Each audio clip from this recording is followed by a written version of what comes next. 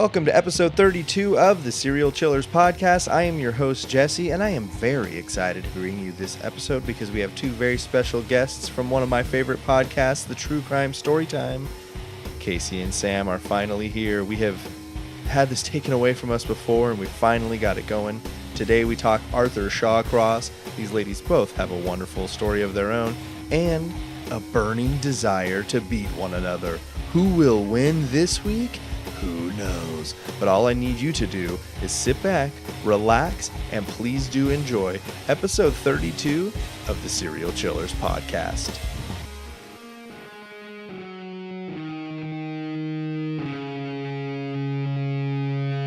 Yeah, do it. Do it. All right. I did it. We're on. All right. Welcome to episode 32 of the Serial Chillers podcast, everybody. I am your host, Jesse, and I am here with two friends I feel like I've known forever, but that I also just met at the same time. I am here with Casey and Sam from one of my favorite podcasts, True Crime Storytime. If you haven't started listening, dumb as hell. Start now. Casey and Sam, how are you guys? We are good. Thanks for having us. Absolutely. The pleasure, of course, is all mine. And I normally say the pleasure is all yours, but this time the pleasure is actually mine. Thank you guys for coming on. Oh, that's too sweet. We're really excited to be here. So I gave them a little tease to your show, but tell them where they can find you guys. I like to do it at the top. You want to take it? Okay. On Instagram, it's True Crime Storytime Podcast. Facebook, Twitter is TCST Podcast. Facebook and Instagram pretty much the same. And you can find us on iTunes, Podbean, SoundCloud, everywhere, pretty much. Everywhere. They are everywhere. And if we're not, let us know and we'll be there. Oh, yeah. That is service with a smile. Yeah. I can assure you both of them are smiling. Even behind the pop filters, I can see it in their eyes. So as usual, well, I have it written as usual because we normally have co-host or producer Greg here. We're going to pour one out for him. Co-host Greg is not here tonight due to extenuating circumstances, so we're going to be just the three of us. So I wanted to continue that song there, but yeah. Try. Just the three of us. Good moves. You and I.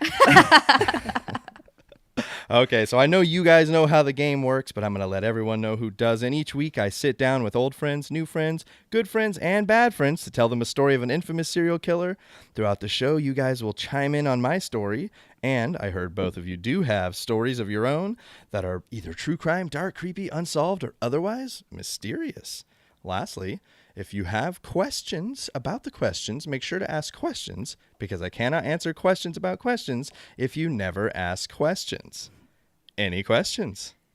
I can't believe you don't read that. Every time I hear it on an episode, I think he has to be reading that word for word.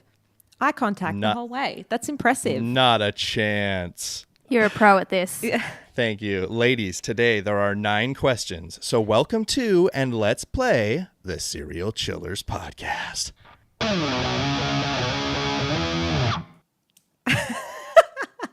Yeah. I'm so excited. All right.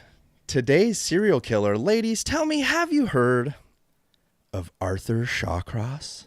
Yeah. No. Uh-oh. Advantage, Sam. Dang Not it. really. I know I've heard of him, but I don't know a lot. So we're on level playing. Okay. Yeah. I also know you know how this works. Question number 1. In what year is Arthur Shawcross born? This one is going to be stabbed for both of you. The closest is going to get 250 points. Okay. I'm going to Do we write? Yeah. I'm going to let's write it this down just so that I can. Yeah. We'll write them all down, and you guys can throw them up together, because you guys are very clear on your camera. I'll for sure be able to see what you wrote. I want to look at what you're writing. Don't dare. And take your time. I totally always edit out the silence in guessing time. Okay. I don't know why I picked this number. I mean, this year, but. Okay, are we ready? Yep. Can you see that? Let's see. Scoot it a little more this way. Let's see. I've got 59 and 49. Oh. Okay. So, Arthur Shawcross was born in Kittery, Maine, the 6th of June, 1945. Dang it. Sam is going to Yes. score 250 points off the bat. Yep. She's excited. Both of these ladies, I'll tell you, before we started recording, they're both going for the W today, and I can appreciate the competition over there. And you guys are sitting side by side, so some elbow jostling might just go down. Just a little bit. All right. So, as I said, Shawcross was born in Kittery, Maine. He was the first of 4 children of Arthur Roy Shawcross and Elizabeth Bessie or Betty Shawcross. I think I go with Bessie throughout because that just sounds nice. Very cute. Yeah, I like it. He was a premature baby, so he was very small when he was born. There are no exact measurements, but he was somewhere around 5 pounds, so tiny little baby. His father was a corporal in the army, so Bessie decided to take him from Kittery to Watertown, New York, until Arthur Sr. had completed his military service. So she didn't want to be there alone, raising this little baby in Kittery, Maine. I get a lot of shit from some New York people about how I slaughter names, so those people get ready today. I'm gonna fuck up some city names. Takes the baby, and I believe her sister was in Watertown, New York, so she had a little bit of support there. Arthur leads a pretty normal life by most reports. He gets pretty common and average grades throughout grade school. Later, he'll test an IQ of 86, which is, of course, very low. It didn't seem to be indicative of what was actually happening, though, because his grades were A's, B's, and C's for the most part. He was, excuse me, I'm trying this new tablet thing, and I kind of like paper better. Okay, so Shawcross said throughout his childhood that he was a frequent bedwetter, which we all know is an important part of that all-important and controversial McDonald triad. What are your guys' thoughts on? I mean, we don't have to dive too deep into it, but does it seem like a true sign of sociopathy, or is it a I can't remember roundabout? exactly, but his head injury in Yeah. that it is. Oh no, No. it's not. That's So the one. that's the one that I think should replace the Bedwetting? bedwetting. because Yeah. it's got the Okay. killing of the pets in there, Arson. Yeah.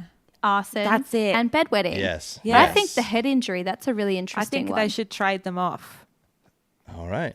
Or maybe we can get a McDonald's square.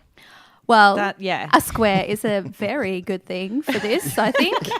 Bring It's on the square. It's very sturdy. If we take the square and the triangle and stack one on top of another, it makes a little house. It does, and it's all equal.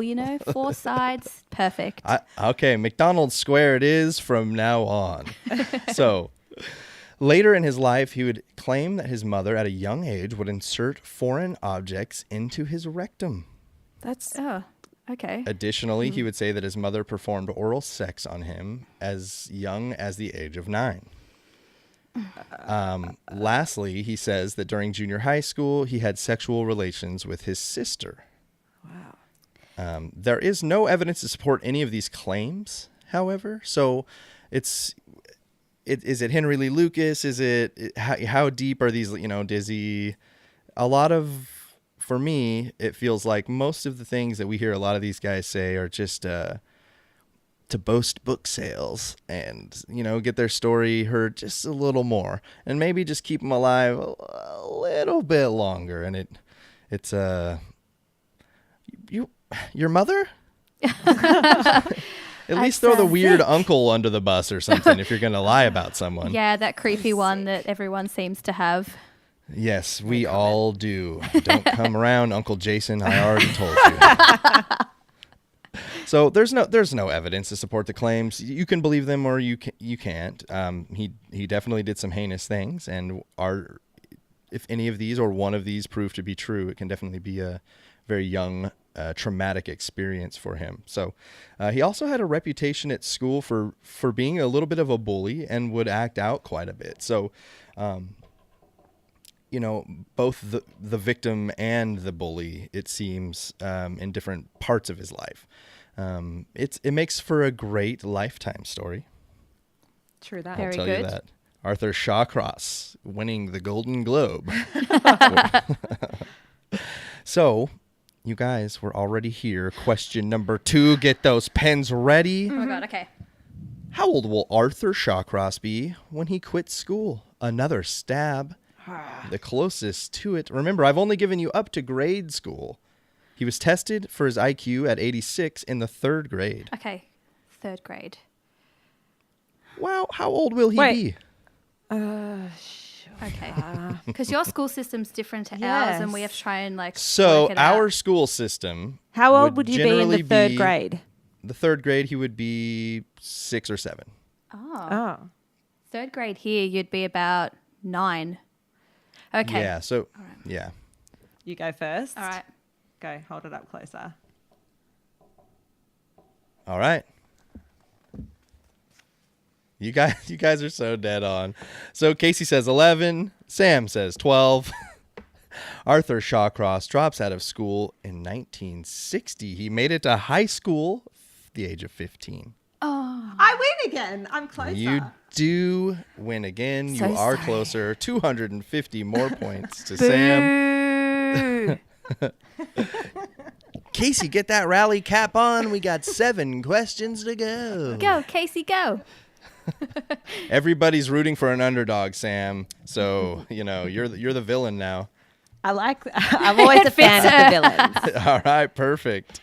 That's just, I like that I have a little devil and a little angel right Yes. here now, and I know what's going on. The dark All right, I'm and the officially in light. the know, everybody. This shit is about to pop off.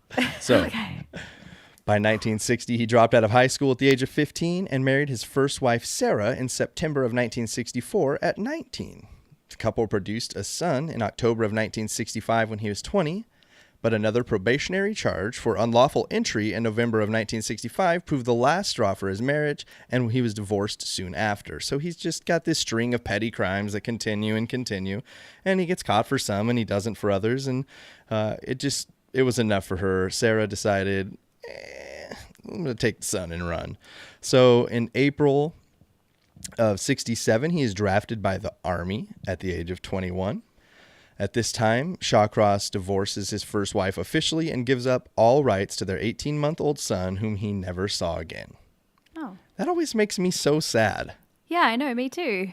Yeah. I don't know. For whatever reason, there's just so many we're going to hear so much shit today. And for whatever reason, the fact that he just abandoned his kid a long time ago is one of the most sad parts to me. Yeah, but Same. then there's also that part of you that's like, well, that kid dodged a bullet. Yeah, that's true Definitely. too. Hopefully. Oh, God. Oh. So he served one tour of duty in Vietnam where he boasted of grotesque combat exploits such as beheading mamasans and nailing their heads to trees as a warning to the Viet Cong. So he also mentions that at some point he raped a Vietnamese woman at gunpoint before killing and beheading her. Brutal. Question number 3. Okay. This one is only true or false. Okay. In his grotesque claims, true or false, Shawcross claims to have also cannibalized this woman. On 3. Okay. 1, 2, 3. True. Oh. Both are going true. Both are going to score 250 points. Yes. Casey's All right, on the Casey. board. You're no closer to winning, but you are on the board, so you cannot be shut out, and that is a good thing. Woo. At least Trolls have I to sit won't, under the table, so, It's okay. We all knew that I was going to be secretly triumphant. Yeah, this one's there's a lot, but it goes pretty fast. So, hang in there. So he did indeed claim to have also cannibalized this woman. He says that he did it to extract information from another woman who was there. He says that he took a slice of her thigh and cooked it and ate it in front of the other mamasan to extract information about the location of certain Vietnamese forces. However, once more, this more than likely did not ever happen. His military job officially was a desk job, and he more than likely, because his official military records are unavailable, But more than likely, it seems that he was a desk clerk in Germany and never even went to Vietnam. He did serve during Vietnam. He did not serve in Vietnam. Ah. He likes those wild tales. And you guys, I know you're going to look him up after this. The main documentary that's going to pop up is like a full-on 45-minute face-to-face interview with him. It is so hard to imagine this guy doing the things he says that he's... I think I know. Okay. Does he blink a lot? I've He blinks seen a lot. It. I've seen Yes. it. Yes. I've seen He does it. It's on Netflix. He does a lot. Yes. He does a lot of... It's on Netflix. Yeah, he's got like a weird twitch. That's where I knew the name from. Oh, you are done. All of it's coming back to me now. Let's get on with the question. I shouldn't have mentioned the blinking. I'm sorry, Casey. I'm sorry. It's okay. I'll just shrink in my misery of my impending loss. Hey, we have 6 questions to go. And you know what's really great is if you do lose, you win the same exact thing as Sam. Nothing. Yay! Yeah. So this more than likely did not happen. After Vietnam, and come on, if you guys couldn't tell by the tone of my voice, there were air quotes there. He was stationed at Fort Still in Lawton, Oklahoma as an armorer. What's that? He meets his second wife, Linda, at this point. And an armorer, he works with the ammunition. Yeah. Oh, okay. Yes. He doesn't have, I'm sure he has a weapon because he's in the military, but he's not a very high-ranking member of the military. He doesn't have a very, very important job, not to put down all the armorers out there. But he had a very middle-of-the-road pedestrian military career. He was in and he was out. He was drafted to it. He didn't go volunteer his service. He was called to serve when we needed him. And, you know, he's not a fucking hero or a monster. He's somewhere in between, however. Oh. Actually, monster is probably pretty appropriate, Yeah, I was going to guys. say, Let me backstep on that. So while he's in Oklahoma, he meets his second wife, Linda. Linda experiences several aspects of his disturbing behavior, especially his penchant for starting fires. One, Ding, ding, McDonald Square, an army psychiatrist told her that Shawcross derived sexual enjoyment from his fire starting. So they were in a couples meeting, and the psychiatrist is trying to make her understand what's happening with Arthur. And it's that he derives sexual pleasure from the fire. So maybe like get a candle. I don't know. Just, you know. Make it I don't romantic. know. Who am I? I'm just an army psychiatrist. Well, of course. After his discharge from the army, Shawcross moved with his wife from Oklahoma to Clayton, New York. Nailed that one, bitches. His wife would soon divorce him, and he began committing crimes such as arson and burglary. His offenses earned him a 5-year sentence at Attica Correctional Facility, later to be transferred to Auburn Correctional Facility. Question number 4, the good old American prison system of his 5-year sentence. How long will he serve? This one is multiple choice. Is it A, 12 months, B, 22 months, C, 3 years, D, 5 years. 12 months, 22 months, 3 years, 5 years. It's a 5-year sentence for burglary and arson. All right. Got Sam's answer. What'd you say? Casey rolling in there. Okay. Casey says 22 months. Sam says 12 months. And guess what, Casey? 250 points. You're closing the gap because he does indeed serve 22 months of his 5-year sentence. So just shy of 2 years. Yes. Casey strikes again. She says, no, I'm not going down without a fight. And Sam fails to score on her very first question of the night. So who knows, guys? Who knows? Oh, I'm clawing my way back.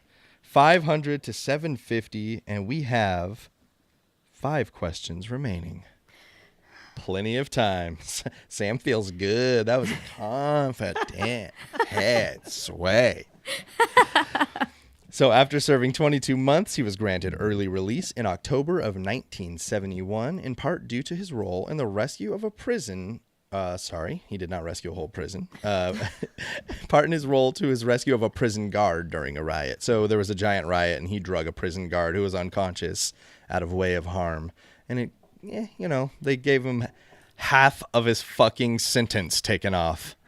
Generous. Very generous. Yes, quite. That must have been a very... it was the warden, son. It's the only explanation. Yeah, so... Son of a bitch. So, on April 22nd, 1972, just, 6 months after he gets out, he marries his third wife, Penny Sherbino, who was pregnant with his child. If you guys have seen this guy... Sam has, and you will. He was never good looking. He's not good looking now. He's an old, gross man. But he was never a looker. And he's 3 wives right out of the prison system. Now, granted, I don't have pictures of these supposed beauty queens.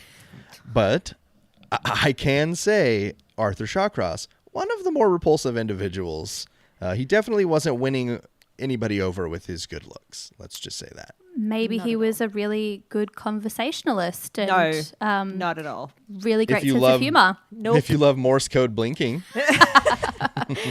Who says I don't? No, I'm kidding. My favorite is one of the YouTube comments said, "He's actually blinking. I have a tiny penis in Morse code the entire time. Trust me." So on April 22nd, 1972, he married his third wife, Penny Sherbino, who was pregnant with the child.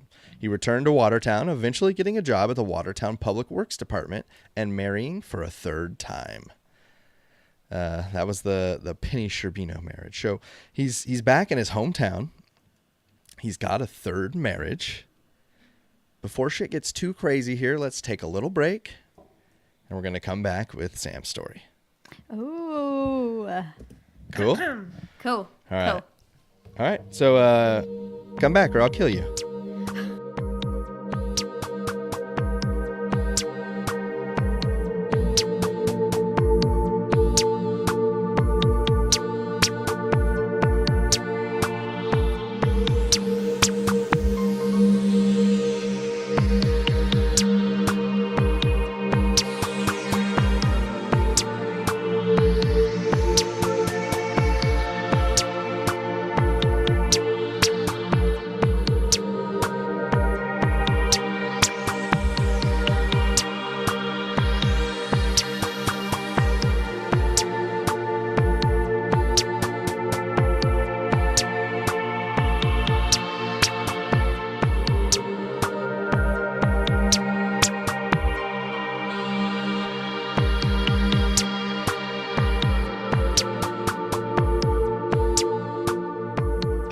All right, welcome back, everybody. I am very excited. I'm not going to get too much into this. If you don't know, you do. But this is Serial Chillers Podcast. I have 2 guests here. It's Sam and it's Casey. True Crime Storytime Podcast. Badass as shit. Listen to it. And get you a little sneak preview right here. Sam has a story for us. Sam, take it away. Okie doke. So, on our podcast, True Crime Storytime, we cover Australian cases. But when we were approached about being part of an episode of Serial Chillers, I took it as an opportunity to venture across the seas and cover a case from my family's country of origin, Italy. And I've always been fascinated by this case in particular, so I jumped at the chance to share it with you guys. It has elements of superstition, fortune tellers, palm readers, and curses. It has murder, obviously, cannibalism, and human soap. That's right. You heard me correctly. Human soap. I'm going to share a story about a woman named Leonarda Cianciulli, or otherwise known as the soap maker of Correggio. Have you heard about this one? I have not. I am so fucking excited. Really? Me too, because I haven't heard it either. I thought you guys would She's know kept it. it under lock and key. I thought you guys would know it. All right, let me get comfy. Leonarda was born in 1894 in Montello, Italy, and by all accounts, she was an extremely superstitious woman. Some would also say troubled. It was reported that she had attempted suicide on at least 2 occasions when she was young. Her parents weren't exactly the loving type. You see, Leonarda was conceived by rape, and her mother was forced to marry her rapist out of fear, because reporting something like that in those days means she could have been shunned from the community, and there was a lot of shame in it. Let me have a sip of my water. That's pretty intense those days. Very sad. Anyway. So, you remember that mirror you broke when you were little? That's 7 years. The countless ladders you may have walked under over time? That's another couple of years. How many black cats have crossed your path? How about the number of umbrellas you have opened indoors? Add that to your count. So many. Yeah, so many. Me too.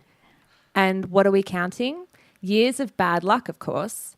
When Leonarda was a young girl, she believed in all of that. And as she got older, she believed she was cursed with bad luck by her own mother.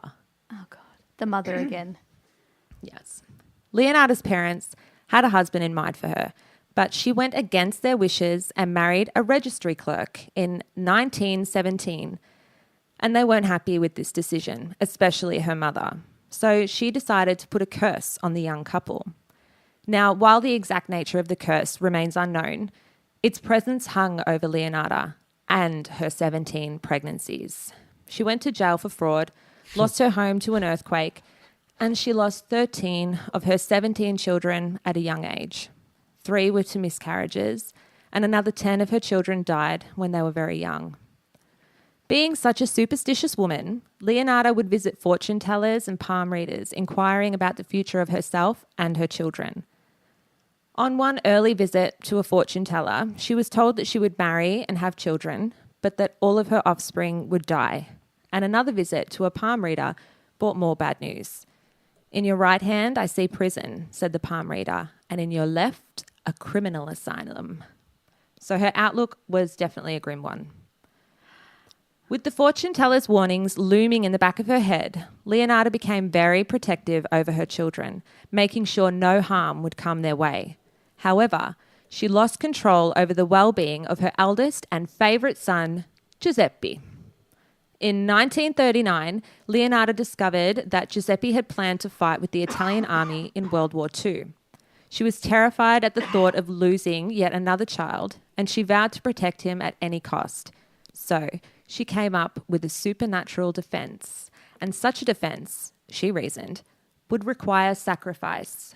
Human sacrifice. Human sacrifice. Human sacrifice. Human sacrifice. Holy Human moly. sacrifice. Yes.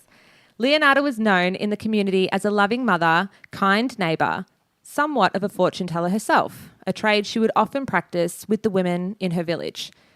She used these impressions to her advantage, that's for sure, and these trusting clients made for the perfect targets. Leonarda selected 3 women, Faustina Setti, Francesca Suavi, and Virginia, this is a tough one to pronounce, Jacopo. I will go with that. She gave each of them a reason to leave town. She told Faustina about a prospective husband, and Francesca and Virginia promises of employment. I ran that together. And Francesca and Virginia promises of employment, saying she had found Faustina a job at a school for girls and Virginia a job as the secretary for a mysterious impresario in Florence. She convinced the women to keep their plans a secret from their friends and family prior to their departure.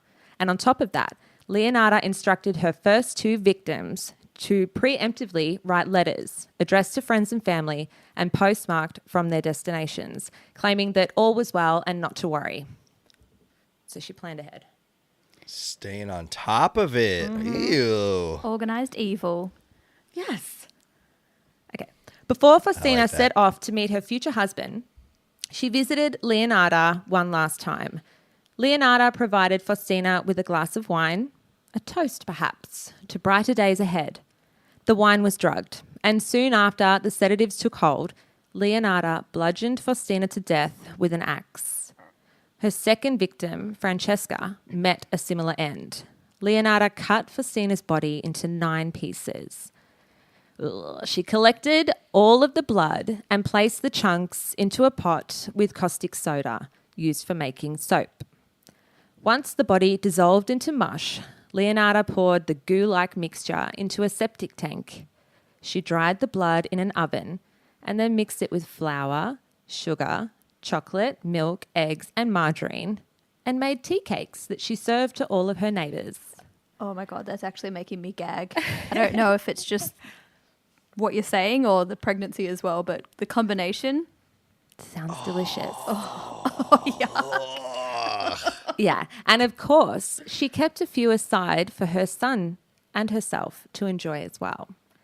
Treats. Leonardo's final victim, Virginia, was a former soprano. She had flesh that was, and I quote, fat and white, and according to the killer, made a most acceptable creamy soap when boiled down. The murdered singer received the same culinary treatment as Leonardo's previous victims. Her remains were cooked into treats and given out to all of the neighbours. Leonardo remembers these tea cakes being better and that the woman was really sweet. I didn't want to read that part because it's kind of gross. Virginia proved to be Leonardo's last victim. Virginia's sister-in-law grew suspicious of her disappearance and told the superintendent of police that she had last seen Virginia entering Leonardo's home. Leonardo was promptly arrested and admitted to all of her crimes. During her trial in 1946, she remained unrepentant, going so far as to correct lawyers on grisly details and proudly claiming that she had donated the copper ladle that she used to skim all the human fat to the war effort. Of course. Yeah. She was found guilty and sentenced to 30 years in prison and 3 years in a criminal asylum. And she died in 1970. So while she was behind bars, she wrote a memoir called An Embittered Soul's Confessions, in which she coldly describes her crimes. The murders have inspired a handful of plays and films, and several pieces of evidence from the case, including the pot where she boiled up her victims, remain on display in Rome's criminological. Yeah. Criminological. Is that right? Yes. Absolutely. Shit, that's long. Nailed it. In that museum. Anyway. It looks like the fortune teller and palm reader was spot on with their predictions. So, yeah, based on her immediate confession and the correction of detail, Leonardo felt an element of pride in her actions. This pride comes from what I believe is a God complex. Told that she would lose her children, she took into her own hands the lives of others in an effort to turn the cosmic tables. By sacrificing the lives of her neighbours, she believed she was controlling the fates of her own children. Her pride is also exemplified by her use of the victims' bodies to make commonplace things. She displayed her work to those around her without even knowing it. And inside she laughed while her friends and family ate the evidence. Buon appetito! Oh, Atlanta. Oh, that was good. I like that. So did I. She only gave me a couple of hints or clues as to what the story was going to be about, and it's far exceeded my expectations. That was so good. I like that the tea cakes were bitter, but she was so sweet. Yeah. Because she had that, white, fat skin. Fat and creamy or something. Oh, delightful. It's horrible. I am hungry. You know what? Me too. Hey, and we've we got have Krispy donuts. Kreme donuts. I know. So Oh, rub it in. You're like Yeah. 1 billion K away. See, look at, I use I understand being from here that our system is stupid. It doesn't make any sense. And I don't know why we use it. So I'm starting it right now, you guys. We're metric on Serial You're going to Challenge use Podcast. kilometers? Well, I'm gonna try. I mean, I'm working on it, you guys.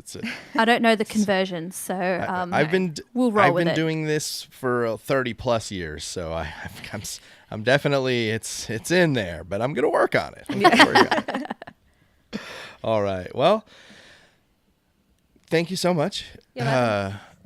Beautifully put together. Terrible. And I mean that in the best way possible. The best way. thank you very much. Yeah. Don't you have a crowd effect? Let's So So normally I run everything through a mixer, but when I run everything through a mixer, no matter what, it's going to record your voice because I do one track. Oh, so okay. I'm running everything just through the computer tonight. So the two clips I had where I had to like specifically go get Greg's and the intro, those were just I suck. But we'll jump back into the beautiful romantic comedy Arthur Shawcross. Yes. No, if you guys will remember, he got remarried April 22nd of 72. They moved back to Watertown. He gets a job with the Public Works. On May 7th, this is 15 days later, 1972, he will rape and kill 10-year-old Jack Owen Blake, his first known victim, after luring the boy into some woods in Watertown. Shawcross had taken him fishing just a few days before he had disappeared as well, but denied any knowledge of Jack's disappearance. 5 months later, Jack Blake's body was finally located. He had been sexually assaulted and suffocated, but police had no leads to the identity of the killer. Jack Blake would be the first of many more victims of Arthur Shawcross. 4 months later, on September 2nd, he raped and killed 8-year-old Karen Ann Hill, who had been visiting Watertown with her mother for the Labor Day weekend. She, again, had been sexually assaulted and murdered. Police found mud, leaves, and other debris had been forced down her throat and inside her clothing. Neighbors remembered that Shawcross had been seen with Karen in the vicinity of the bridge before her disappearance, and he had a history of minor run-ins with local children, Jack Blake. So it's very rare that I can think of a time where it gets better. I mean, it doesn't get better, but he starts with kids, and that's it. I can assure you guys there will be no more kid killing for the rest of the episode. Generally, it escalates. I think he, in the end, this is the one thing he had true shame about were these killings. And Sam, if you remember from that documentary, he walks off at the end. That's how the documentary ends, because they're like, "Come on, tell us what happened in Watertown," and he's like, "No, I told you I wasn't gonna do it." Featuring the blinking. Yeah, he will not speak about it at all. That's the only thing that he won't talk about. But the rest of it, he just talks about it so calmly, like no big deal. Well, I think a part of it is that he has grandchildren about the same age as those children were, or at the time of that documentary. Mm-hmm. And even though he's in prison, and I'm sure in a cell by himself, if they found out that he admitted to being a child killer, someone would find a way, I think. Oh, yeah. So, Karen Ann Hill and Jack Blake were both sexually assaulted and killed by Arthur Shawcross. He came under immediate suspicion after Karen went missing and was arrested in October and confessed to both killings. So it didn't take long for them to kind of pin it down. He gets arrested, I think, on a different charge. They ask him about it, and he buckles. It didn't take long. Under the terms of the plea bargain, he agreed to reveal the location of Blake's body. In return, he was permitted to plead guilty to a lesser charge of manslaughter in Jack Hill's killing. All other charges were dropped, and he received a 25-year sentence at Greenhaven Correctional Facility. After 12 years, inexperienced prison staff and social workers concluded that Shawcross was, quote, no longer dangerous, end quote, and disregarding the warnings of psychiatrists who had assessed Shawcross as a schizoid psychopath. He was released on parole in April of 1987 after only 15 years. He had difficulty settling down in communities. What? As the neighbors would protest his presence and employers would fire him. He's so animated. I love it. Yeah, that's right. He first moved to, here we go. He first moved to Binghamton, New York, and located to Delhi, New York, with his girlfriend, Rosemarie Wally. When Delhi residents became aware of Shawcross's presence, the couple moved to nearby Fleischmann's, New York, only to be met with hostility there as well. Listen, New York, if you want people to pronounce your city's names, make them easier. That's what I was really going to say. Did you say know, Fleischmann's? Yeah, it's Fleischmann's. Fleischmann's. Fleischmann's? Oh, so easy to pronounce. Oh, Right. that's easy. So it's 2017, you guys. You can change these puritanical 18th century names. It's fine. Nobody's going to be mad at you. They're all dead. So It's 2018. Just to it is point that out. 2018. You guys, Shit, I didn't even notice. I have children who don't let me sleep, and I do a podcast that I work so hard on. So he moves a goddamn Binghamton and Delhi. I'm just going to pronounce them how they look. From now on, all New York names are pronounced phonetically. Delhi, New York. And his girlfriend, Marie Whaley. When Delhi residents... Yep, I totally messed myself up here. Sorry. When Delhi residents became aware of Shawcross' presence, the couple moved to nearby Fleischmann's, New York, only to be met with hostility there as well. Finally, in late June of '87, Shawcross' parole officer moved him and Wally into a transient hotel in Rochester, New York, but failed to notify Rochester authorities of their actions. In mid-October, Shawcross and Wally found more permanent lodging at 241 Alexander Street in Rochester. While there, Shawcross took on a succession of menial jobs, and his lackluster marriage to Wally meant that he soon was seeking solace elsewhere, both from sex workers and as well as his new girlfriend, Clara Neal. It did not take long for Shawcross to return to his murderous ways. Question number 5. Mm-hmm. How many victims will Shawcross be responsible for murdering by the time it's said and done? Now, we have already got 2, and we are not doing speculative murders. We're doing murders that there are bodies for. How many total? Oh, fuck. I shouldn't... Oh, sorry, I swore. I should know.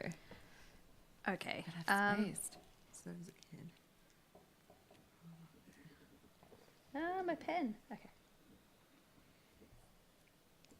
All right. I'm not confident. right. with this, I'm but not I'm either. done.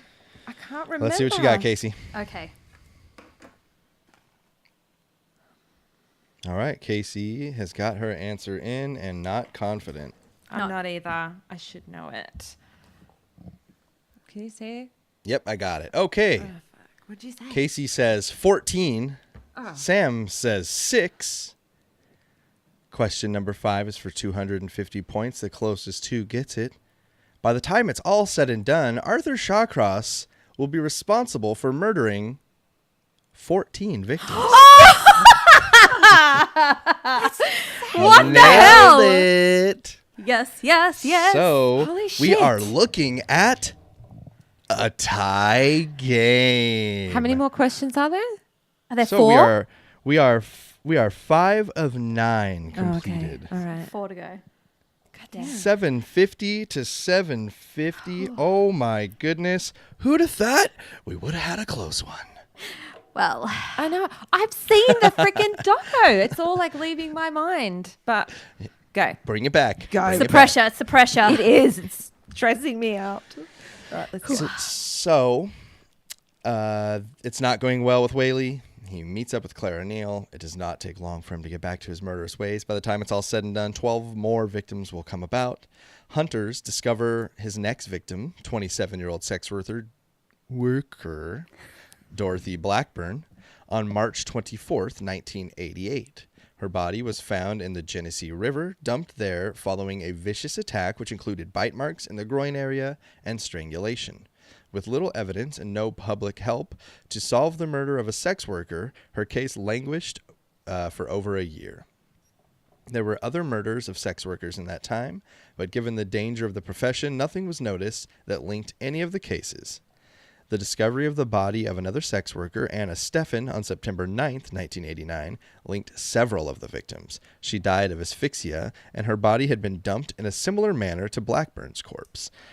Her body, however, was found far from the original murder scene, so again, the possibility that a serial killer was at work was not recognized. On October 21st, 1989, the body of a homeless woman, Dorothy Keeler, aged 59, was discovered following 6 days later by sex worker Patricia Ives in the same area. Both had been asphyxiated, and the press started to show an interest. The cases were linked. So it's just that classic tale, sadly, of, well, they're sex workers. They go missing because they leave with Johns and because they move away and because they, there's some more notorious cases than others. I'm not sure if you guys are familiar with Robert Pickton's, but, some of those police say, we were told not to spend any time on missing sex workers. It was just, and I think that's Arthur Shawcross, although his IQ may not have been high, it is not hard to tell when you're talking to him that he is a man who understands and knows what he has done and what he did and how he did it. He is fit to stand trial for sure. And this guy is, he's getting it done quickly. The berserker mode, I like to refer to it as well. I think I heard that mentioned in the Kendall Francois episode. Same thing there. Didn't those women go to the police and report like this strange violent dude, and they just pretend to take a statement? Right. It seems to happen over and over. And this is absolutely no different. I think we just talked about 5 bodies being stacked from first discovery was March 24th of 88 until October 21st, 1989. So quick. 17 months? Yeah. Yeah, man. It's not much of a cooling off period. So, the press is starting to get interested as well. It's seeming like maybe there's a serial killer out there. This is definitely a time where serial killers are recognized. It's kind of actually a little bit out of the American wave of serial killers because we're talking late 80s. So it's kind of past, and we've seen Dahmer and we've seen Bundy and we've seen a lot of the really heavy ones that we've seen so far. So it to me, it's surprising that it took this long to become a story. Aside from that, question number 6. What was the nickname initially given to Shawcross? We've got 4 options for you guys. Is it A? Wait. Can I just guess it straight up and then I get lots of points? Don't give her that option. Hey, wasn't that an option at some point? At some point, maybe it wasn't. It today. for sure has been options. I did not make it an option this time, so stick with that. If you want to put it down right now, I will give you extra kudos for knowing. I'll give you a pat on the back. There you go. But I'm going to give the options. Here you guys go. I'm proud of you though, Sam. I am. If you know this off the top, you feel free to change it once you've heard the options. Is it A, the New York State Strangler, B, the Sex Worker Slayer, C, the Genesee River Killer, or D, the Body Dumper? I don't know how to spell it, but I tried.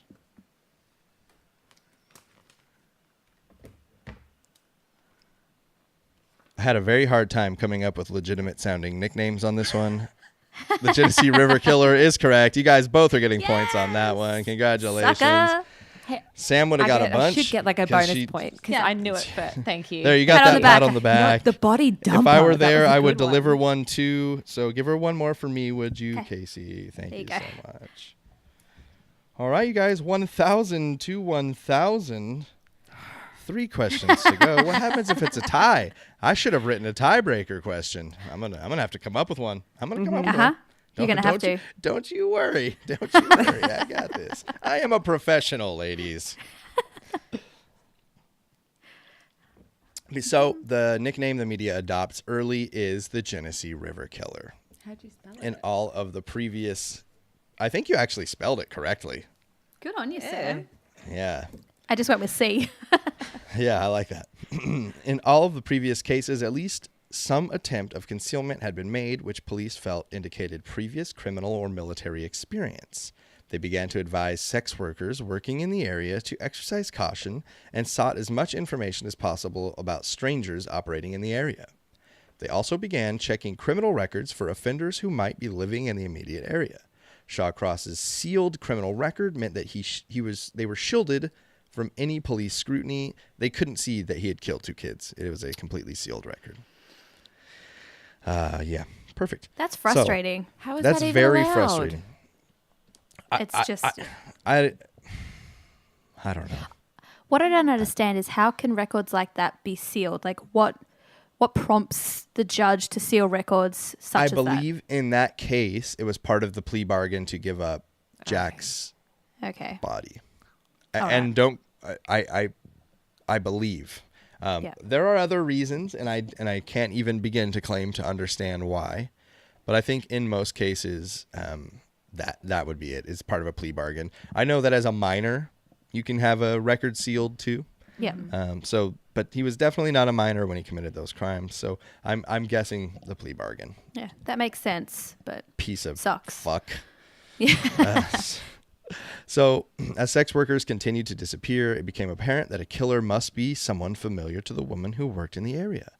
Police were able to piece together a description of a regular client called Mitch or Mike. Women said this particular John was prone to violence. Then the body of 26-year-old June Stott, who was neither a sex worker nor a drug user, was found on Thanksgiving Day. She had been strangled, anally mutilated after death, and had her labia removed and was gutted from throat to crotch like a wild animal. Oh my God. Yes.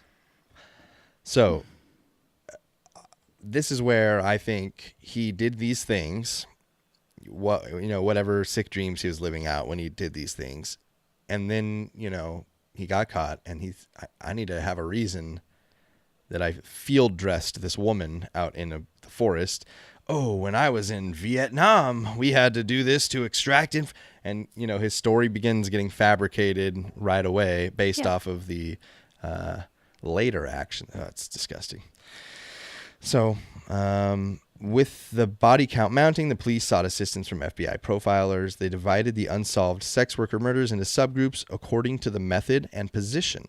They developed a profile that described the killer as a white male in his 20s or 30s who was strong and probably with previous criminal record, familiar with the area, and comfortable enough with the victims that they would enter his vehicle without question. So they nailed it. It's funny that every time I hear one of these, they nailed it. And then I think, I bet you just when they don't nail it, nobody talks about it. So I want to hear the ones where they're like, well, he's a tall, skinny Caucasian man with military experience. And it turns out to be a short, fat black guy who, did not. I want to hear the missed FBI profiles. Someone get them really for me. Yep. New podcast idea. You guys take it. I'm busy. So the lack of sexual interference with most of the victims. Again, he's mutilating them and doing things, but there's not a lot of signs of sexual intercourse. It suggests that it's somebody who might have some type of sexual dysfunction. The post-mortem injury inflicted on June Stott and not on any other victim indicated that the killer was becoming more comfortable around corpses, probably returning to the crime scene again to relive the attacks. The discovery of the body of Elizabeth Gibson on November 27th brought a breakthrough On November 27th, brought a breakthrough. Suspect Mitch had been seen with her shortly before her disappearance, but they seemed no closer to establishing his identity. Police tried various tactics, including canvassing all of the local bars, to no avail. When a pair of discarded jeans was discovered near the river on December 31st, 1989, containing an ID card for a girl named Felicia Stevens. Question number 7. What did this discovery prompt police to do? This one is also multiple choice. Did they A, begin searching on horseback? B, begin searching on all-terrain vehicles? C, begin an aerial search? Or D, add more investigators to the case?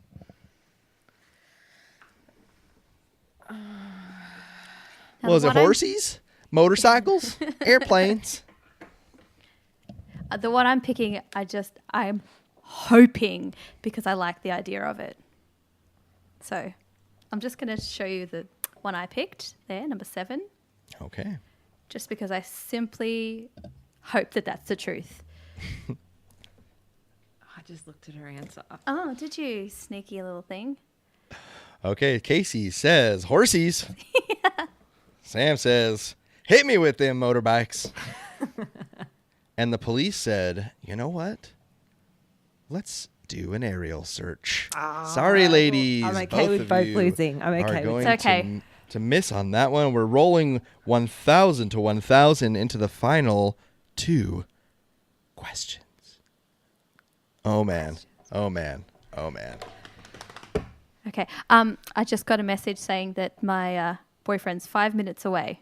Cool. So Okay, we're going to take one more break right here, and we're going to come back with Casey's story. You guys come back, or you won't hear Casey's story. All right, see you guys in a second. all right, I'm gonna. So cool. Oh my god, it's so cool.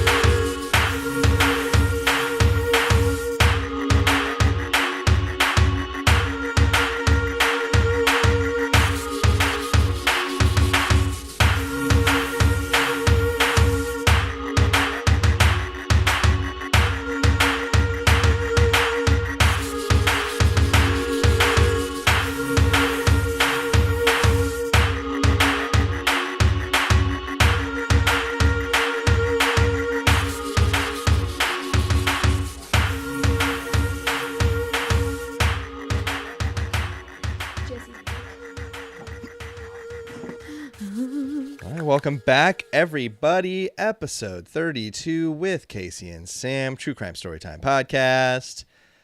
Casey, I heard that you have a story as well. I do have a story. Well, you know what you should do? Take it away. Well, I will, and I'm glad you got that laugh out, because this story is not going to make you laugh in any way, shape, or form. No. I know I'm going to be a bit of a downer with this one. Like Samantha picked the Italian case because that is where her family is from, I'm doing an Aussie case because that's where the majority of my family are from. And I thought, you know what? Let's bring an Aussie, let's bring an Italian. They represent us. This one, if you've heard of it, is the Sharp family murders. Do you know it? By name, I do not. I can't wait to hear and possibly know it, but I hope not. Okay. So, it was the 23rd of March, 2004. 5 months pregnant, Anna Kemp was sleeping soundly in her bed, completely unaware of what was to unfold and who was going to do it. Anna Kemp was 41 years old, the wife of John Miles Sharp, and the mother to 20-month-old Gracie Louise. She was a New Zealand native who moved to Australia in 1994 and married Sharp. In 2002, they welcomed their daughter Gracie. Anna was a caring mother to Gracie, who happened to suffer from hip dysplasia. This required her to wear a brace.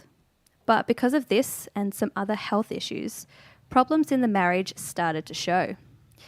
Anna had 3 admissions to Peninsula Health for respite with Gracie to try and establish regular sleeping and eating patterns and to allay many of her anxieties.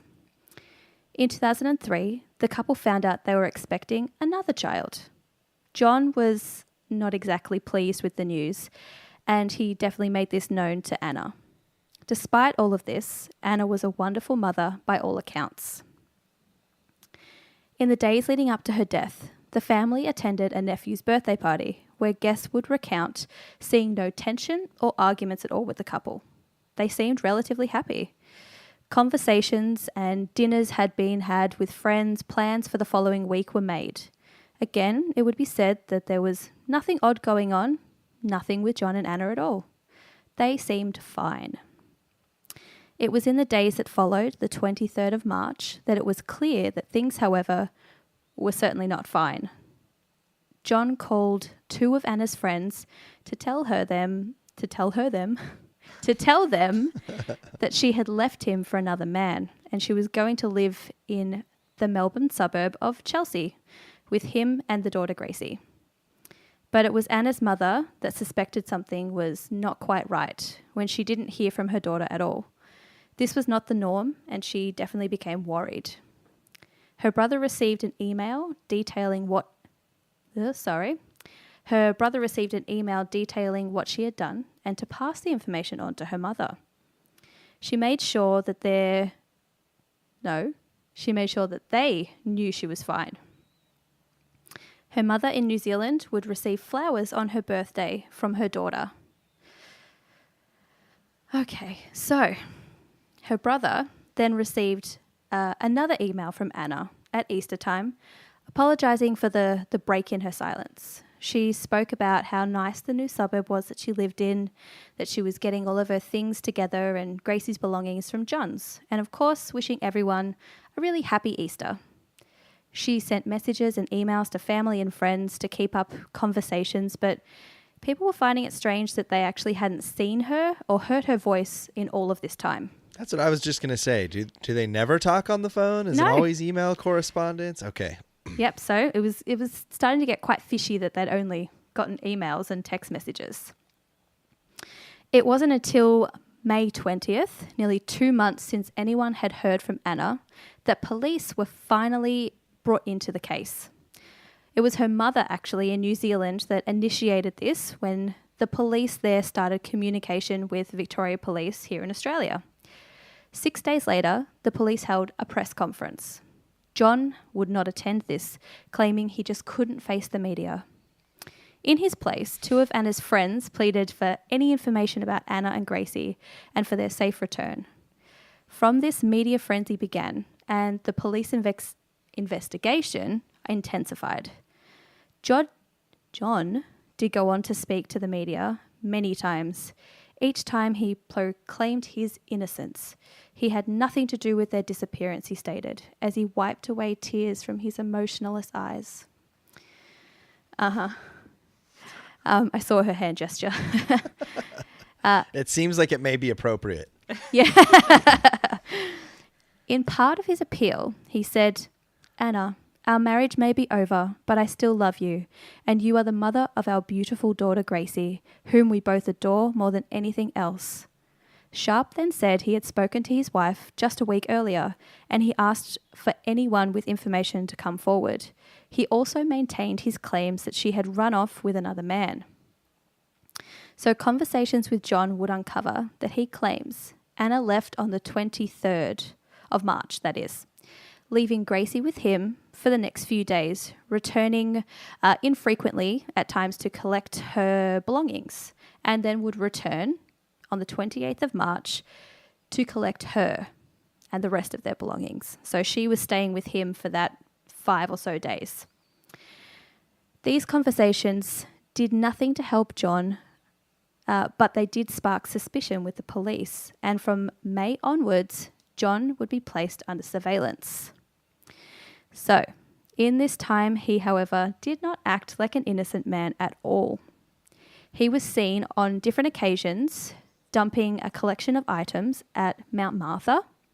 He was also seen retrieving a credit card from a plastic bag hidden in bushes near some public toilets in Mornington. He was doing all he could to rid himself of items that may taint his image and the claims he had made about Anna and Gracie. However, police did not let up. He was interviewed on the 10th of June and again on the 22nd of June, and it was in this second interview that the truth would start to emerge. John finally broke under the intense questioning and described what really happened. He stated that on the 23rd of March, he and his wife argued before they went to bed. Later that night, he left the bed and retrieved the spear gun from the backyard garage. He returned to the bedroom, where he fired a spear from a distance of a few centimetres into his wife's left temple. Now I know this one. Yeah, thought you might. Noticing his wife was still breathing, John fired a second spear into her head. This one killed her. He then covered the body in towels and went downstairs to sleep on a sofa bed. The next day, John... Wait. How do you just go to sleep Yeah, after I was doing just that? going to ask that too. Yeah. I can't. I'm 31 years old, and this past Christmas Eve, I was like, oh man, I can't even sleep, man. Like I'm not even a kid anymore, and I couldn't sleep on Christmas Eve. Can't imagine. Yeah, that's. This guy must... Yeah, he was completely... And there's lots and lots of footage of him speaking to the media, and there was even a TV program that came out about, the boy who cried wolf type thing, where people who are actually involved in the case go onto the media and are like, oh, I'm so sad, and where is my wife or my husband or my child? It was like a Crocodile Tears absolutely. Special on Australian TV, and it had all these different guys mainly crying about where's my wife, where's my girlfriend. Yeah. And so this guy, he was certainly one of these, Crocodile Tears, put it all on for show. Like you can't see through that stuff, honestly. But anyway, so he's gone to bed downstairs on a sofa, and it was the next day that John attempted to remove the spears from his wife's head but failed, removing only the shafts by unscrewing them from the heads. That same day, John decided to take Gracie decided to take Gracie to childcare, where he would later collect her. He also lied to a TV serviceman who came to the house to prevent him finding his body's wife, what did I say? His body's wife? Sorry. Oh my God. No. Oh my gosh. But his wife. His wife's body, because she was still upstairs wrapped up in the blankets and towels from the night before. So later that day, he buried his wife in a shallow grave in their backyard. Yeah, I know. What the hell? Yep. Just casually in the backyard. No respect. Not at all. That's not common though. Normally, wouldn't they go and bury them out in bushland and shallow Yeah. grave? How many people do you hear about putting them in a backyard? Like That's what American I was Horror thinking Story? too. Especially like a cognitive adult, to put a full-size adult into a shallow grave in their backyard. He knows that's going to start to smell at some point. Well, hold on, because she doesn't stay there that long. Okay. That's definitely not where she's found. So sometime after his wife's death, he returned to Sports Phillip Marine, accompanied by his daughter, and purchased another spear for the spear gun. What followed in his explanation was the truth of what happened next to Gracie. John told police that on the 27th of March, he put his daughter Gracie to bed in her cot and then drank several glasses of whiskey and coke in order to numb his senses. He again retrieved the spear gun from the garage in the backyard, loaded it with the newly acquired spear, and fired it at his daughter's head. Why did you have to do this story? It's so sad. Sorry. This one is one that's always stuck with me. Yeah, horrible. I can imagine why. It's horrific. Yeah. So, with his child wounded and screaming loudly, Sharp retrieved the two spear shafts, which he had earlier removed from his wife's head, returned to the bedroom and fired them both into Gracie's head. But she was still alive. So that's 3 shots that she's had straight into her head, still alive.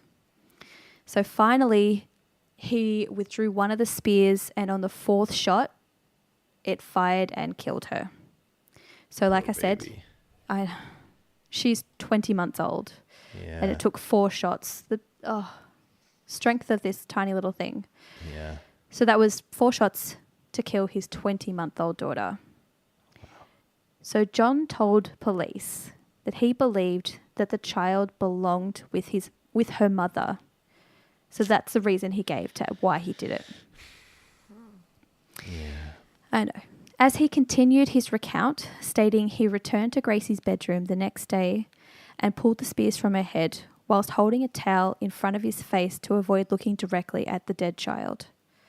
On the 30th of March, John used a chainsaw to dismember his wife's exhumed body and left her remains and Gracie's wrapped up and dumped in waste collection bins at Mornington Transfer Station. Their remains were found 2 months later, in the July of 2004, at Rockley Waste Management Site after an extensive police search. He further confessed that he had fantasies of killing his controlling and moody wife with the spear gun he had purchased at least a month before he committed the murders. So I told you that her body didn't stay there long in the backyard because he took her to the tip. That's what we call it here in Australia. But where all your rubbish goes, that's where he put the bodies. Oh. Yeah, pretty savage. So Sharp appeared in the Supreme Court of Victoria, where he was arraigned and pled guilty to the murders of both Anna and Gracie Sharp. On the 5th of August 2005, the court sentenced Sharp to 2 consecutive terms of life imprisonment with a non-parole period of 33 years. Sharp resides in protective custody while incarcerated due to the threats on his life from fellow prisoners. Yeah. Since his conviction, however, a theory as to why he really killed Anna and Gracie has emerged, and it's super grim. Now, it's just a theory. I actually don't agree with this, but it's a theory. Some of Anna's relatives believe that Anna caught John molesting Gracie, and this led to John needing to get rid of them. It was reported in the New Zealand Herald Sun newspaper in 2005 that a family member claims that John committed sex crimes on young members of a circle of family and friends 2 decades before he killed his wife and daughter. These claims initially reported in a newspaper in Melbourne. Yeah. Wow. The claims that John abused one of his victims, a girl, for 2 years, ending when he was 18, the relatives revealed. The victim is tormented by the abuse and the knowledge that reporting it earlier might have prevented the murders. Constable Woodhouse of the Dundee Police does not believe that these claims or those of John's alleged molestation of Gracie were what motivated him to kill. The claims have not been proven from any of the research I've done.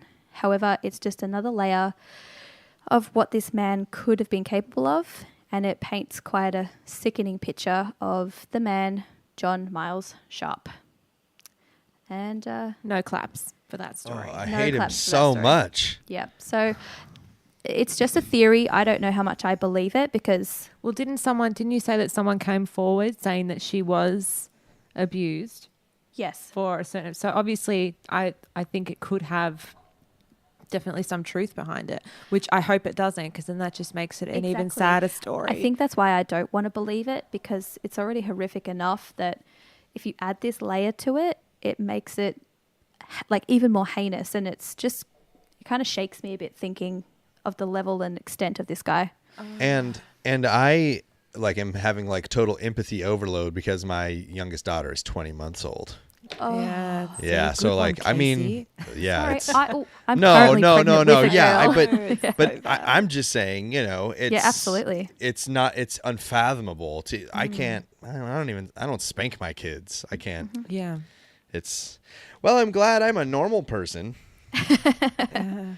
Oh, Yep. well, I mean, normally when I get back to my story here, it tends to be the most fucked up thing we're going to talk about, but Sorry. it's all I think you talked about the most fucked downhill up thing. from here. For me, anyway. That was good, though. Well done. Yeah. Thank you. Both great stories. Do you guys see why you should be listening to the True Crime Storytime podcast? You totally should be listening. Yeah, see? Absolutely. We bring Right, quality.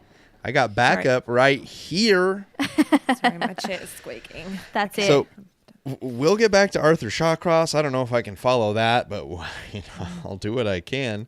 So remember, they found that pair of jeans by the river on New Year's Eve, 1989. We're heading into the 90s, the time of denim jackets, the time of bad hair. We are going to begin a police aerial search of the surrounding area. January 2nd, 1990, a helicopter spotted what appeared to be a naked female body lying on the ice surface of the river by a bridge in the forest. They're going to begin their aerial search January 2nd. They put a helicopter up in the air, and they immediately spot what appeared to be a naked female body lying on the ice surface of the river by a bridge in the forest. The body was not Felicia Stevens, whose ID they found, but missing sex worker June Cicero.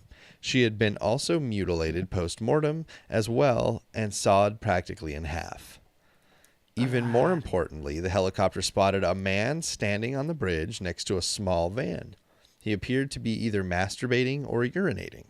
Fortunately for the authorities, Shawcross had, as speculated, returned to the scene of one of the crimes to relive the pleasure of the attack.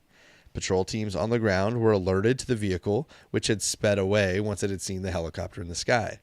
They finally tracked down Shawcross via the car's registration, which was in the name of his girlfriend, Clara Neal. When approached, Shawcross agreed to assist the police with their inquiries. When they asked for his driver's license, get this is how this line goes. When they asked for his driver's license, he admitted that he did not have one and revealed that he had been in jail for manslaughter. Because that's what you do. Right. Well, Listen, good. officer, At least it's open. I don't have my license, but also I've been in jail for manslaughter. Just bringing the honesty here, guys. Right. And these are the sealed records. Oh. He's just bringing them to the forefront. I think he's a little nervous. I think so. This is how much I thought. My next line says, "Guilty much?" Police were confident that they had their killer, and upon further questioning, revealed the earlier child deaths and grandiose account of his Vietnam War service, which was later discounted. A photo taken of him during the initial questioning soon confirmed his identity as, quote, Mitch or Mike, and official inquiries unearthed the reason for Shawcross' sealed record, which prevented the police from tracking him down sooner. So they were like, shit, he did kill some people, we just couldn't see it. Still, police were unable to get Shawcross to admit to the murders until they confirmed that a piece of jewelry that he had given to Clara Neal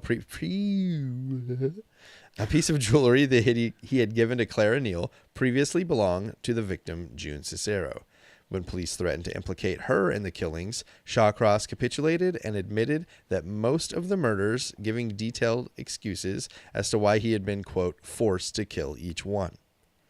He even admitted to killing of two undiscovered bodies, those of sex workers Maria Welsh and Darlene Trippi, leading investigators to their bodies. His formal confession was nearly 80 pages long. In November of 1990, Shawcross went on trial for the 10 murders that had occurred in Monroe County. The last victim, Elizabeth Gibson, had been killed in neighboring Wayne County. The trial was a national media event, extensively televised and widely viewed. Shawcross's defense team tried to build a case based on an insanity plea, citing various mitigating factors such as his upbringing, post-traumatic stress as a result of military service, a cyst on the brain, and a rare genetic defect. The prosecution was quick to dispute the claims about his childhood and military service, casting doubts on Shawcross's testimony. The physiological evidence about brain science and genetic factors was at best spurious and beyond the understanding of the jury. You got to bring something they're going to get. The jury is just a group of regular people. You can't bring them rocket science to get you out of your murder. Not at all. So, it was hindered by both poor presentation on the part of the expert witnesses called to testify and just the poor defense in total. So, Shawcross, this is a very difficult name to continuously pronounce. I know. It is. You're doing well. Thank you.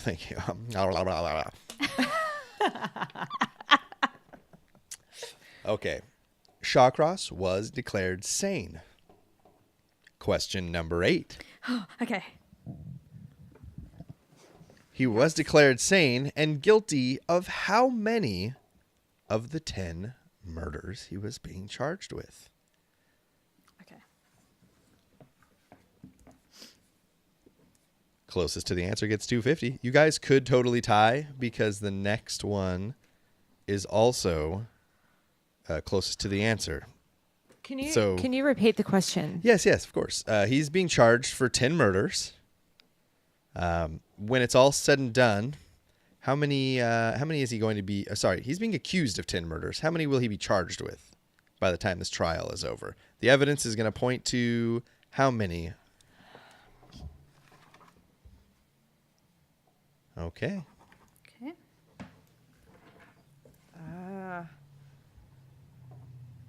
I don't know if I should have changed my answer. All right. Did we say the same thing? No. What did you say? Show me your page. Sam says 11. Casey said, what'd you say, 6, right? Yep. Come on, please. Sam's going to take the lead. He was guilty of all 10 instances of second-degree murder. That's okay. Why did you You're change still- to 11? You were still the closest. I just You're thought maybe they'd chuck another one on there, like halfway through. Like, by the way, I don't know. I thought maybe some of the sex workers, they would have just Discarded. maybe not. That's almost why I always do this question, because it's very rare when so many are tried together like this. Yeah. That every single one of them goes, got to throw a curveball in there. Oh, got me. Okay. You got me. Why did So- I write 11? I don't know. Are you sure you don't have baby brain over there? Yeah. You're catching it from me. Sam takes a 1250 to 1,000 lead. High five. But Sake. question number 9. Oh, straight away. Straight up. Do So, this. Casey, if you get this question correct, we have a tie. Sam, if you get it correct, it's a victory. If neither of you get it, Sam is going to win. Oh, so much pressure. Let's do Question number this. 9. How long of a sentence in years did Arthur Shawcross receive? Because he is did this not multiple choice receive or just go for he it? did not receive the death penalty. He was charged in an amount of years. 10 murders. How many years closest to the answer Your gets the results. points? I got to start thinking of a tiebreaker just in case. Look, I don't know. You guys over there in America, you do crazy, like, we're going to give you life with no possibility of parole plus 800 years. So, I Are you don't ready? know. I'm ready. Okay, Just in hold on. case, because what if somebody lives that long, Casey? You never know. You never know. Better safe than Okay, sorry. all right. So, number of years. Sugar, honey, iced tea. Okay.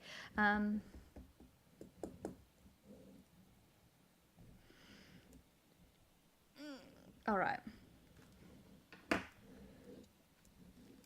That's mine. All right. Okay. What did you write? None of your business. Okay. Well,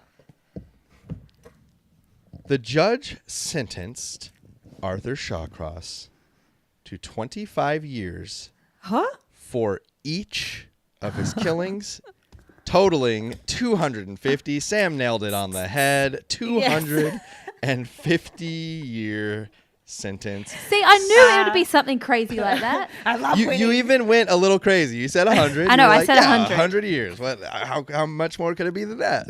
See, I thought 10 victims, 100. It was kind of even, but see, that's You know, even. That's equal. Yeah, but I always thought in Australia as well, a life sentence is 25. Now that's clever. Yeah. So, I won. Are you gonna play, like, the Rocky music are or the something? champion. Yeah. Oh, Yeah. Yeah. So congratulations, Well done. Sam, on winning nothing. Well done, well done, well You done. are. I see some handshaking going on Yes. over there. What camaraderie. Yes. Well, That's the it. game is over. The story is almost over. Congratulations again, Sam. Thank you, Casey, for playing. It was a very close game. 1,500 to 1,000 in the end. Sam, of the 9 questions, you did not score on only 2 of them. I know. That's pretty good. I should have Pretty got them good. all right though, but good. it's fine. I'll take what I can get. Look, I'm pretty pleased that I scored on that 14 victims. Yeah, like, what the- bang That on. was- Nailed it. So the judge sentenced him to 25 years for each count, a total of 250 years imprisonment. A few months later, Shawcross was taken to Wayne County to be tried for Elizabeth Gibson's murder. Rather than claim insanity this time, he pleaded guilty and received a further life sentence. Shawcross was held at the Sullivan Correctional Facility in New York State until November 10th, 2008, when he complained of a pain in his leg. He was transferred to a hospital where he died later that day of cardiac arrest. Good riddance. Yes, there is something we can applaud for. Cheers. So that's the story of Arthur Shawcross, you guys. I really liked that. Yeah? That was good. Watch him on Netflix. Oh. He's a sicko. Yeah. Okay. He is a And sicko. all It these, is. like, It is crazy very. There's distracting. crazy blinking, and there's some awesome amount of like neck wobble. There's so much going on. It's hard I'm to not focus. even sure that it's neck though, because it just goes from the bottom of the mouth to t-shirt. There's never there's no definition whatsoever. It's very soft.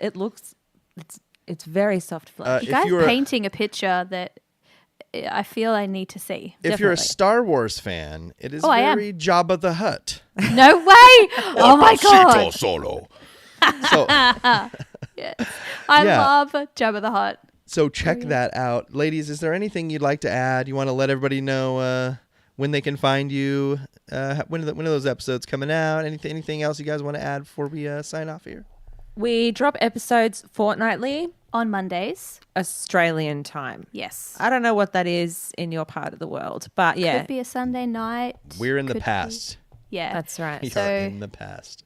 It'll probably be about a Sunday for you guys then. Yeah. All right. So, hey, Sundays, guys, look for True Crime Storytime. You'll like it. Trust me. Trust old Jesse. Yes. Trust Well, him. thank you, ladies, so much for coming on. You guys, tell me, what is Friday like so far? Freaking awesome. One of the All right. best. I can't wait to get there. This has been so much fun. We have to do this again, whether you want to or not. We're going to schedule it in. 100% will do this again. I had a very, very good time. I appreciate you guys making your schedule work for me and rescheduling. Last time I got very ill, and these ladies were very kind and sent me good wishes, and I did get better, and we're here now. Absolutely. I've had the best time. I have been hanging for this, and I am not disappointed in any way. Ooh. I'm so happy to hear that. Well, for me and co-host Greg, who could not be here tonight, thank you everybody for listening to episode 32 of the Serial Chillers podcast. Bye-bye. Bye.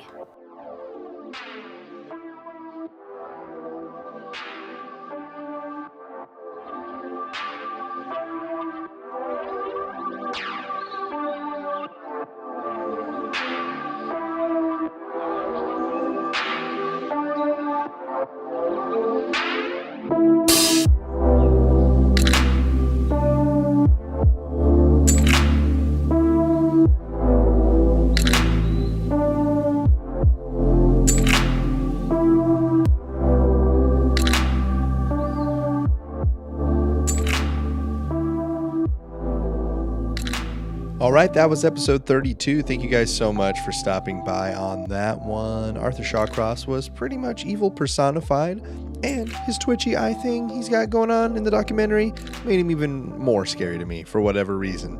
So let's not talk about Arthur Shawcross anymore. We're past that part of our life. Congrats again to Sam on her victory, and thank you so much to the ladies for coming in and sharing their stories with us. Like I said in the show, it's been a long time coming. We were supposed to record a few months ago. I got very ill and was unable to. So, them living in Australia, me living here in California, time is a little bit different. We're on 18 hours different. So I recorded on a late Thursday evening. They joined me on a Friday afternoon, and we were able to get it together. So thank you again so much, ladies. I had so much fun, and I really, really appreciate it. So if you guys have anything you'd like to add to our story, anything you'd like to suggest for future episodes, please reach out. You can do it in so many ways. On Facebook at Serial Chillers Podcast. Instagram is at Serial Chillers Podcast. Twitter is at Chillers Podcast. The email is serialchillerspodcast@gmail.com. You can call or text the phone number 1-805-666-2513 and get a hold of us that way. you can buy merch on serialchillerspodcast.threadless.com. There are t-shirts, there are mugs, there are notebooks, there are several different things with my stupid face and logo on it. Maybe you like that. Maybe you wouldn't. I don't know. I've been staying on top of serialchillerspodcast.com a little more, so all of season 2's outlines are on there for you guys. You can go check it out. All the sources from each episode are on there as well. If you have anything you'd like to see me add to that, please let me know, and I'm definitely wanting to make that as best accessible for you. Also, the latest episode will always be available on the website. And lastly, you guys have heard it a million times. I'm going to give it a million more because it helps so much for the show. The Patreon page is huge. People get on there. They donate as little as $1 a month, and it goes so far on the show. So just huge shout out to everybody who's given to that. Huge shout out to everybody who's thinking about giving to it. I really do appreciate it. Quick note on the research from today's episode. Good old Wikipedia, Murderpedia, a documentary called Interview with a Killer, which was the Arthur Shawcross story, and biography.com's entire life breakdown on Arthur Shawcross. So I'd like to thank those sources and appreciate them so much. The music in the intro is by co-host Greg, and the outro is by my brother Clay. It's called Aurora V2, and you can find him on soundcloud.com/panic, CLVBXO. Thank you guys all so much for listening to episode 32. Thank you guys for sticking with me through the season 1 break. You guys, we have so much cool stuff coming up. We've already got a couple of other episodes done, and we've got a couple more in the works here. So hang in there. Appreciate you guys all so much. And remember, don't talk to strangers.